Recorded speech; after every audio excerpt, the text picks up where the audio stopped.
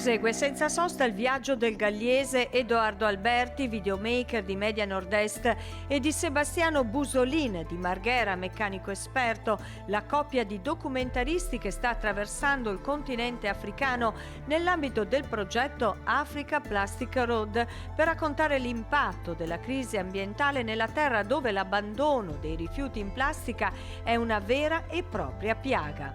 Abbiamo attraversato la Mauritania e è stato abbastanza difficile perché a causa delle temperature elevate arrivavano picchi di 46 gradi e quindi con tutto il vestiario da moto era abbastanza difficile.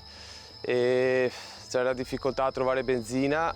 Dopo aver lasciato il Marocco, i due motociclisti hanno dunque attraversato con non poche difficoltà la Mauritania per arrivare quindi in Senegal.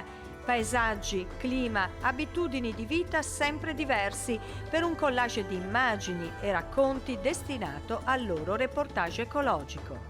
La situazione plastica in Mauritania non è delle migliori, anzi sembra non esistere un sistema vero e proprio di riciclaggio. Anche nel mezzo del nulla, del deserto, si può vedere plastica e spazzatura buttata in parte da strada, addirittura nelle attraversate di deserto che abbiamo fatto dove non c'è niente. Si può vedere spazzatura che viene trasportata dal vento. Per quanto riguarda il Senegal invece la situazione plastica è nettamente migliore, oserei dire migliore anche del Marocco.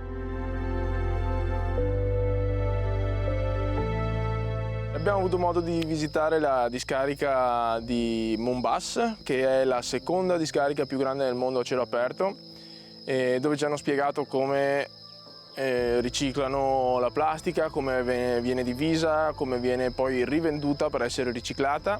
Prossima tappa la Guinea. Il viaggio di Edoardo e Sebastiano in Africa prosegue e noi continueremo a raccontarvelo.